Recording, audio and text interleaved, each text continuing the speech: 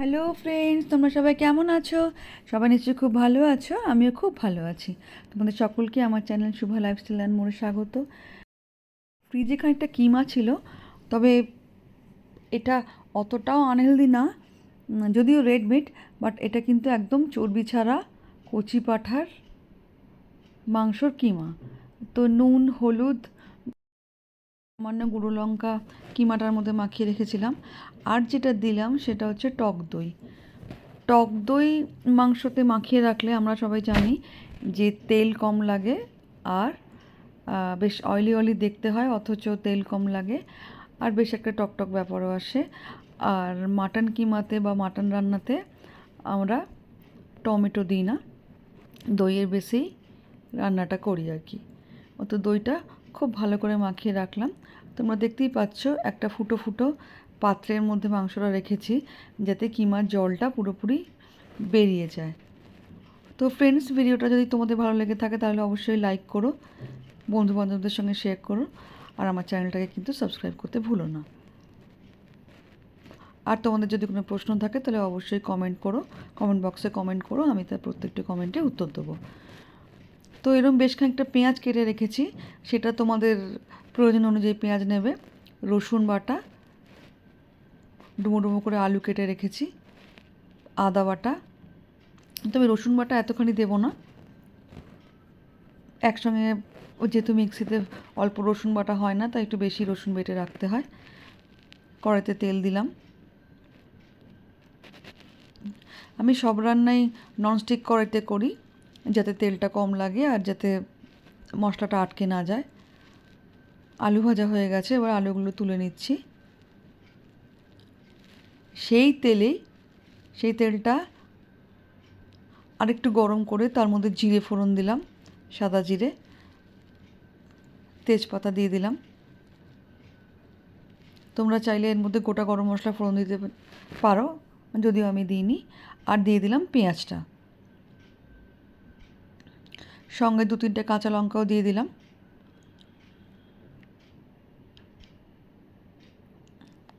আর একটু নুন দিয়ে দিলাম, যাতে পেঁয়াজটা তাড়াতাড়ি সেদ্ধ হয়ে যায়। ঢাকাও দিয়ে দিলাম। আমরা সবাই জানি যে মাঝে মাঝে নেড়ে দিতে হয়, নাহলে পেঁয়াজটা পুরো আনইভেন থেকে যায়, আনইভেন ভাজা থেকে যায়। যেহেতু কম তেল, তাই কন্টিনিউয়াস ওয়াচ করে যেতে হচ্ছে পেঁয়াজটা সঠিকভাবে ভাজা হয়েছে কি না। মাঝে মাঝে ঢাকনা খুলে খুলে নেড়ে নেওয়া প্রয়োজন পেঁয়াজটাকে।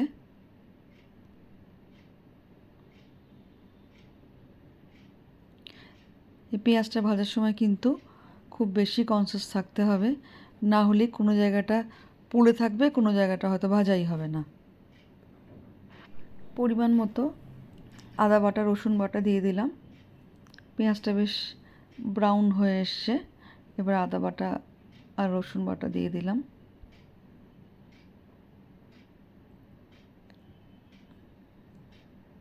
সেটা তোমরা কতটা রিচভাবে বা লাইটভাবে খেতে চাও তার উপর ডিপেন্ড করবে। তবে মোটামুটি 1 চামচ আদা বাটা আর 1 চামচ রসুন বাটা দিলেই এনাফ। তারপরে কন্টিনিউয়াস নাড়তে হয়, এটা আমরা জানি। এবার দিয়ে দিলাম হচ্ছে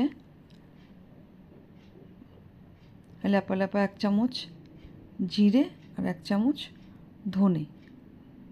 ফ্রেন্ডস, আমি সবসময় বিগ বাস্কেট থেকে গোটা ধনে আর গোটা জিরে আনাই, তারপর মিক্সিতে গুঁড়ো করে নিই। বাজারে যেসব ধনে গুঁড়ো বা জিরে গুঁড়ো পাওয়া যায় ওগুলো আমি কিনি না, কারণ ওগুলোর মধ্যে আমার মনে হয় অনেকটাই ভেজাল থাকে, তাই আমি নিজেই গুঁড়ো করে নিই মিক্সিতে।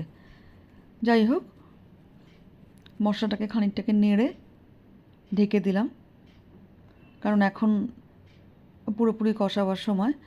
যত ভালো কষবে তত কিন্তু স্বাদ ভালো হবে।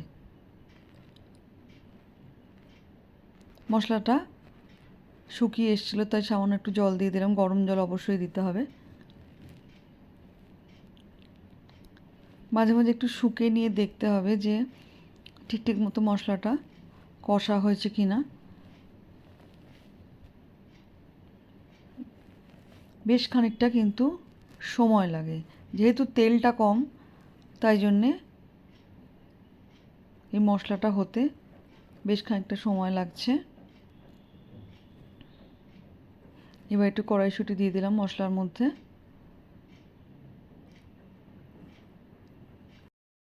ফ্রেন্ডস, আমরা মশলাটাকে খুব ভালো করে কষিয়ে নেব।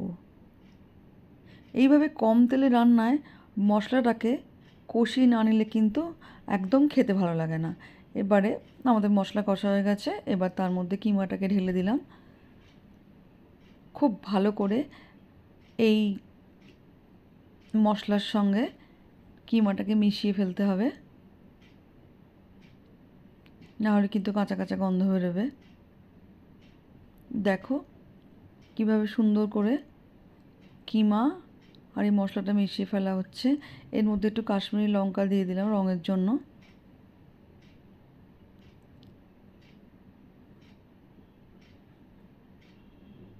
আমরা যেহেতু খুব একটা ঝাল টাল খাই না, তাই প্রথমে কিমার মধ্যে খুব সামান্যই লাল লঙ্কার গুঁড়ো মিশিয়েছিলাম।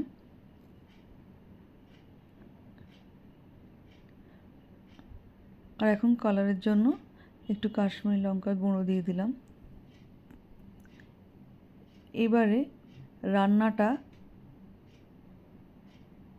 তখনই সুস্বাদু হবে যখন খুব ভালো করে আমরা অনেকক্ষণ সময় ধরে কিমার সঙ্গে মশলাটাকে কষিয়ে নিতে পারবো। কড়াইশুঁটিটা মনে হচ্ছিল একটু কম হয়েছে, তাই আরেকটু দিয়ে দিলাম।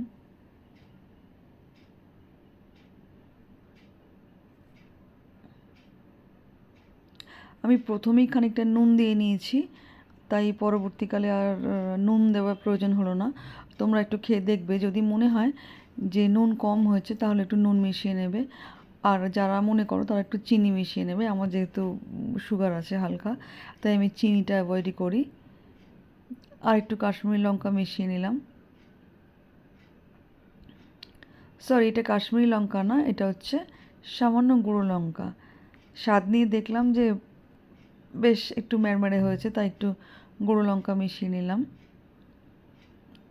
এই কেননা মাংস তো হালকা একটু ঝাল না হলে ভালো লাগে না, একেবারেই ঝালহীন ভালো লাগে না। এবার আলুগুলো দিয়ে দিলাম। মাটন কিমা, তাই সিদ্ধ হতে কিন্তু যথেষ্ট সময় লাগে।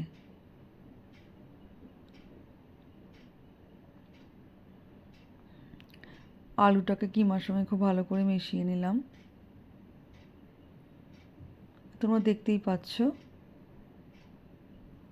কিমাটা কষানোও কিন্তু হয়ে এসছে, কেননা হালকা হালকা তেল বেরোতে আরম্ভ করেছে। এবার তার উপরে গরম মশলা দিয়ে দিলাম। এই দারচিনি, এলাচ এবং লবঙ্গ এই তিনটেও কিন্তু আমি গোটা কিনে এনে তারপর মিক্সিতে গুঁড়ো করে নিই। এই যে গরম মশলাটা আমি তৈরি করে রাখি আর কি, এটার স্বাদ কিন্তু বাইরে থেকে কিনে আনা গুঁড়ো মশলার থেকে অনেক বেটার। যে কারণে আমি কম তেলে রান্না করলেও আমার যে কোনো রান্না কিন্তু খুব সুস্বাদু হয়। রান্নাঘরে আছি তাই খুব এক্সস্টেড লাগছে, তোমরা দেখেই বুঝতে পারছো আমার অবস্থা।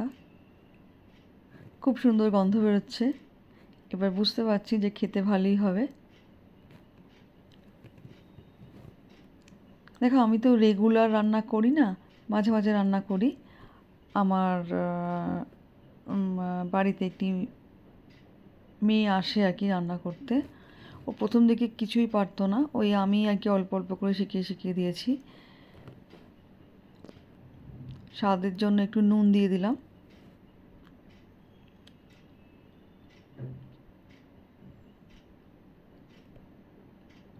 আর একটু কষাবার জন্য ঢাকা দিয়ে রেখে দিয়েছিলাম। আসলে কি হয় বলো তো, ঢাকা দিয়ে রাখলে রান্নাটা ইভাপোরেট হয়ে ঢাকনা থেকে যে জলটা পড়ে সেটা কম তেলের জন্য রান্নায় যে ড্রাইনেসটা হয় সেটাকে দূর করে। তো যে কারণেই আমি সবসময় ঢাকা দিয়ে রান্না করার পক্ষপাতী, আর এতে সময়টাও খানিকটা বাঁচে।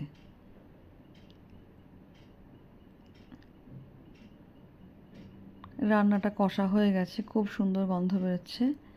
এই হচ্ছে আমার পূজা, ওই আমাকে রান্না বান্নায় হেল্প করে,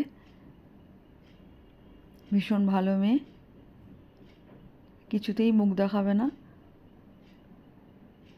এরপরে গরম জল ঢেলে দিয়েছি, দেখতেই পাচ্ছ। রান্নায়, যে কোনো রান্নাতেই তোমরা চেষ্টা করবে গরম জল দিতে, কেননা ঠান্ডা জলের থেকে গরম জলটা রান্নার সাথে অতি দ্রুত মিশে যায়, আর রান্নার স্বাদও অনেক বেশি সুস্বাদু হয়। তো দেখো, জলটা আমরা মিশিয়ে দিয়েছি। এবার আমাদের কাজ হচ্ছে, সব মশলা টশলাই দেওয়া হয়ে গেছে, এবার খুব ভালো করে সেদ্ধ হলেই রান্না কমপ্লিট। দেখো আমাদের কিমা রান্না কমপ্লিট। তারপর একটু কুচো ধনেপাতা ছড়িয়ে দিলাম। স্বাদ নিয়েও দেখেছি, খুব ভালো টেস্ট হয়েছে, আর রান্নাটা দেখতে শুনতেও বেশ ভালো হয়েছে। কী বলো তোমরা? তাহলে ফ্রেন্ডস, ভিডিওটা কেমন হলো তোমরা অবশ্যই কমেন্ট বক্সে আমাকে জানিও, আর প্লিজ আমার চ্যানেলটাকে কিন্তু সাবস্ক্রাইব করে দিও, কেননা তোমাদের হেল্প আমার ভীষণ দরকার।